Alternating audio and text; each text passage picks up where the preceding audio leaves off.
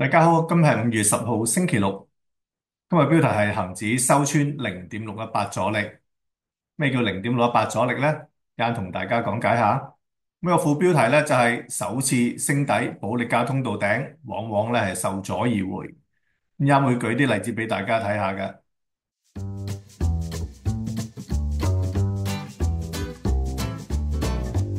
5月3號呢，我就出咗呢一條片啦。個標題係恒指挑戰22,640至到22,730嘅阻力。22,640至到22,730嘅阻力咧，其實就係呢一個大裂口嘅裂口頂啦，22,638。而22,730咧就係24,874至到去19,260，成陣大跌浪嘅0.618嘅反彈阻力位吓，22,729。咁呢日就係假期翻嚟之後啦，第一個交易日啦，咁啊未能夠收穿呢個阻力嘅。去到5月7號，最高升到上去23,197之後咧，就掉頭回落，收翻係全日最低位，最高係高開成500點嘅，但係收市咧最終咧只係微升咧廿幾點。咁我哋日線圖上出現咗我哋叫做淡有反攻嘅見頂形態，而且呢個形態咧嘅收市價咧啱啱好咧係受制於呢一個阻力同埋50天平均線嘅阻力嘅，即係綠色呢條線。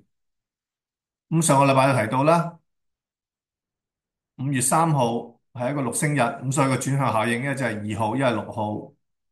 咁實際上咧喺5月7號就見頂回落，咁所以咧有機會咧係延遲一個交易日，即係話咧六星日嘅正負一個交易日嘅範圍啦。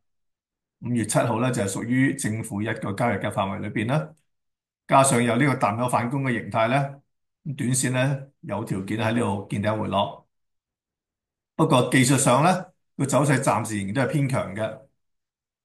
點解咁講咧？因為喺個淡有反攻出現咗之後，第二日咧最低跌過22,589，但係跟住收市咧嘅收市價係已經收穿咗22,729呢一個阻力㗎。而去到禮拜五進一步咧係收22,867，連續第二日穿破呢個22,729呢個阻力高收之餘咧，亦都咧第一次咧係收市價穿破50天平均線嘅阻力喺22,790，咁收22,867啊嘛，咁所以咧明顯咧已經係穿破咗呢一個阻力啦。咁所以理論上咧可以進一步嘗試嘅。咁即係話，除非下個禮拜初翻嚟跌翻落去2729樓下收市啦，否則嘅話咧後市有機會咧進一步嘗試。高一級嘅0.764嘅阻力位咧就喺23,549，再高一級嘅阻力咧就係之前呢啲頂部啦，包括23,865同埋24,076呢啲嘅阻力位。事實上咧，由月中向上突破之後咧，恒指一直咧都係保持翻喺10天平均線樓上。咁理論上咧，保持翻喺10天平均線樓上咧，短期嘅上升趨勢咧都係維持不變嘅。咁呢條10天平均線下個禮拜初大概喺22,400嘅水位，換言之，22,400同埋呢一個底22,589咧，會成為短線較重要嘅支持區。一旦失守咧，咁相信咧第一陣嘅升浪咧應該係完啦。咁跟住就會出現較深嘅調整。喺未進一步分析之前咧，提提大家啊，未訂閱嘅啦，記得免費訂閱呢個頻道啦，撳埋個鐘仔，有最新嘅片會通知大家。同埋希望大家俾 like 啊、留言同埋分享俾大家嘅朋友。咁值得一提嘅係咩咧？就係恒生科技指數嘅走勢。我哋先睇下周線圖。今個禮拜先升後回，最終係收翻一粒陰燭嘅十字星嘅，而陰燭十字星嘅頂咧，啱啱好係受阻於咧10星嘅平均線吓，5,357點，最高見過5396，最後咧低收翻，收翻5180。呢一個陰燭嘅十字星咧有短線見頂嘅跡象。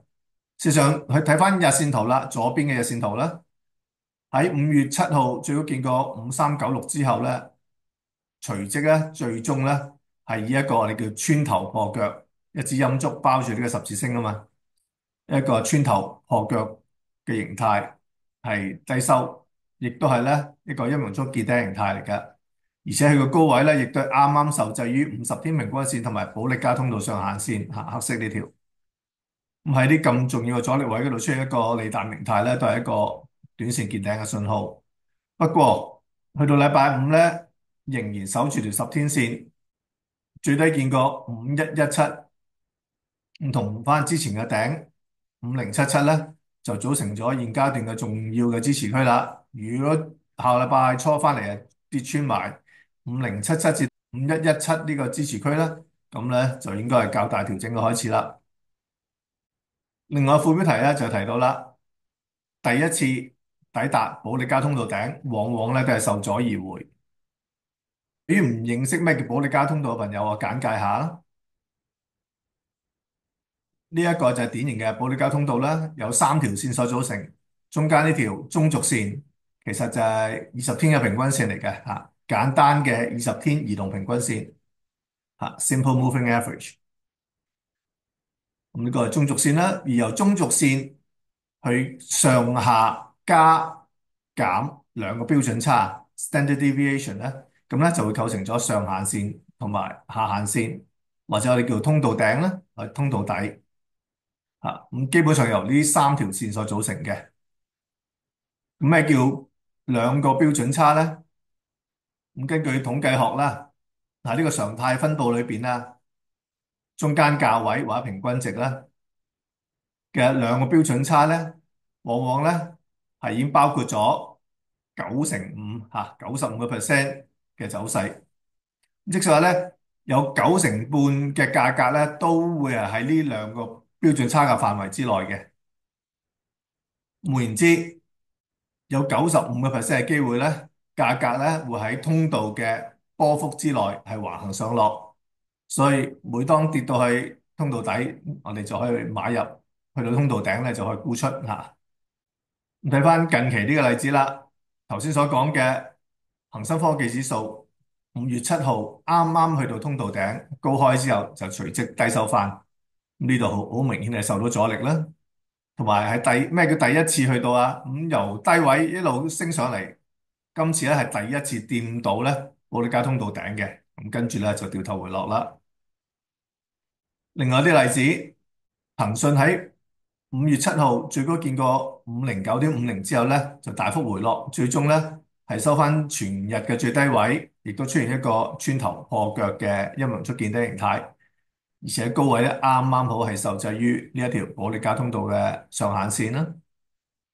即使去到禮拜五咧，都係再次咧受制於呢個阻力線咧，係相對低收翻。